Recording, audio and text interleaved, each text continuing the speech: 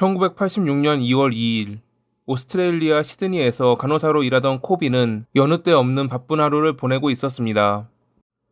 일도 많은 데다가 종종 짓궂은 환자들 때문에 힘들었던 그녀였지만 퇴근 시간이 다가오고 있었기에 참고 버틸 수 있었죠. 드디어 일과가 끝났고 그렇게 그녀는 평소처럼 센트럴역에서 블랙타운역으로 가는 기차를 탔습니다. 저녁 10시쯤 블랙타운역에 도착한 그녀는 아버지에게 전화를 걸기 위해 공중전화 부스로 갔습니다. 역에서부터 집까지는 거리가 좀 있고 늦은 시간대라 교통편도 끊겨 아버지는 그녀에게 전화가 오면 데리러 와주곤 했거든요. 하지만 그날은 공중전화기가 수리 중이라 그녀는 어쩔 수 없이 정류장으로 향했지만 택시 역시 보이지 않았습니다. 집까지 거리가 있긴 했지만 또 그렇다고 걸어가지 못할 거리는 아니었기에 결국 그녀가 선택한 것은 집까지 걸어가는 것이었죠. 그렇게 그날 그녀는 집으로 걸어가던 중 사라졌고 이틀 뒤 사망한 채 발견됐습니다.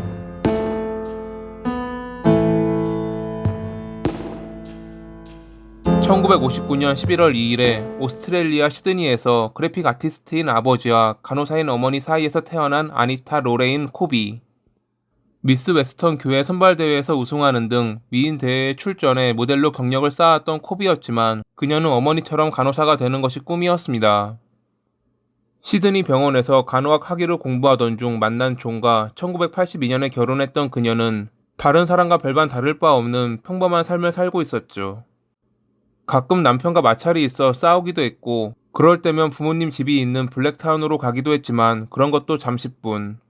다시 둘은 서로 화해하며 집으로 돌아가고는 했습니다. 그녀가 사망했을 당시에도 부부는 싸운 상태였고 코비는 부모님 집에 머무르며 직장에 출근하고 있었습니다. 평소 밤늦게 역에 도착하는 그녀가 집에 전화하면 아버지가 태우러 왔는데 사건이 있던 그날은 전화가 오지 않자 아버지는 그녀가 친구의 집에서 자고 온다고 생각하며 잠을 청했다고 합니다. 종종 갑작스러운 야근이 생기거나 친구의 집에서 자고 오면 그녀는 전화를 하지 않았기에 이번에도 그런 경우라고 생각한 것이었죠. 하지만 다음날 그녀가 직장에 출근하지 않았다는 전화가 걸려오자 아버지는 무언가 잘못됐다고 생각하며 실종 신고를 했습니다. 그리고 실종 이틀 뒤인 2월 4일에 코비는 외딴 방목장에서 사망한 채 발견됐죠. 첫 발견자인 지역 농부는 소들이 한 곳에 모여 있기에 가보았다가 나체의 시신을 발견했다고 증언했습니다. 그녀의 지갑은 사라진 상태였고 목에 큰 자상과 성폭행의 흔적이 남아 있었기에 경찰은 강도 살인 사건이라 특정 지었습니다. 범인이 남긴 흔적으로 보아 한 명이 아닌 다수임이 분명했죠. 그녀의 손에 남아있던 반지로 신원을 확인한 경찰은 처음에는 별거 중인 남편 존을 의심했습니다. 하지만 그에게는 명백한 알리바이가 있었고 게다가 둘이 별거를 시작한 이유도 사소한 논쟁이었기에 그가 그녀를 살해할 이유도 없었죠.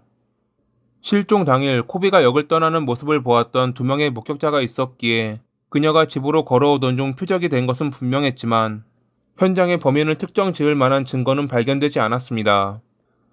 한 라디오 진행자는 코비의 부검 보고서 유출본을 입수해 그녀의 몸에 남은 상처에 관한 내용을 생중계하며 충격을 주었는데 이 이야기를 접한 대중들은 분노했고 주정부는 범인을 체포하는 데 도움이 되는 정보를 제공하는 이에게 하나로 약 4,400만 원에 해당하는 보상금을 내걸기도 했습니다.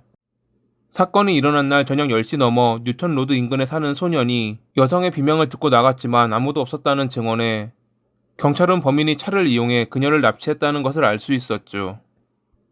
조사를 하던 경찰은 얼마 전 차를 훔쳤던 존 트래버스, 마이클 머피, 레슬리 머피, 게리 머피, 마이클 머독이라는 5명의 문제아들에 관한 제보에 귀를 기울였습니다.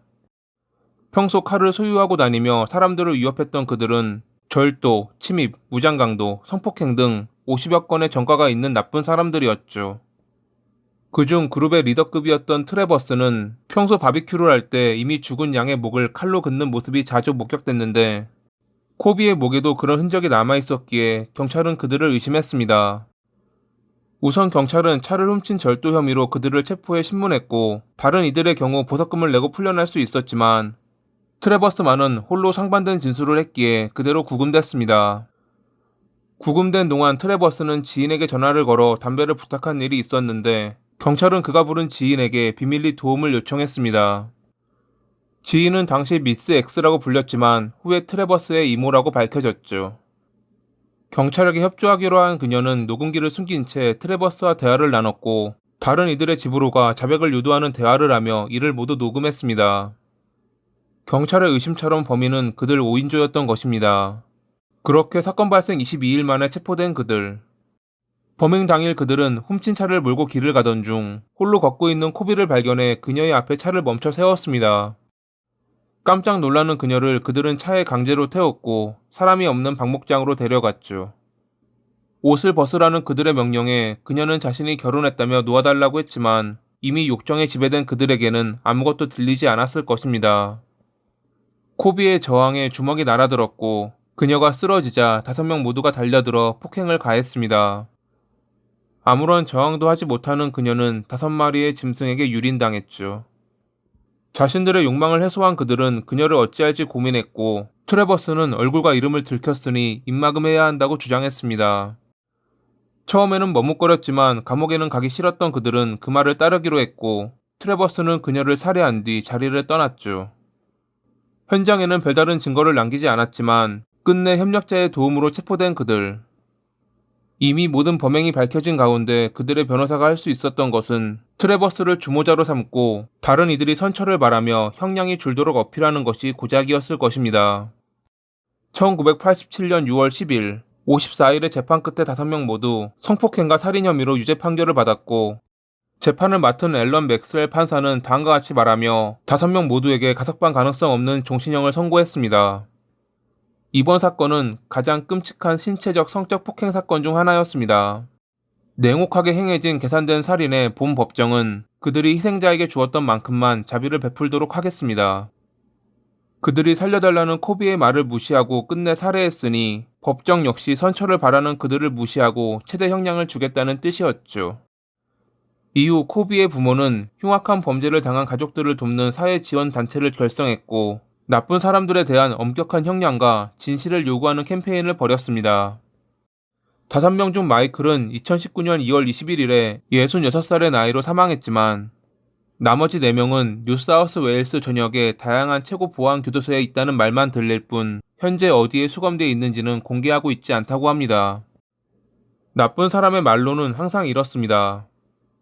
언제나 나쁜 짓을 하고 죄를 뉘우치지 않으며 선량한 시민들에게 피해를 주다 끝내 감옥에서 사망하죠.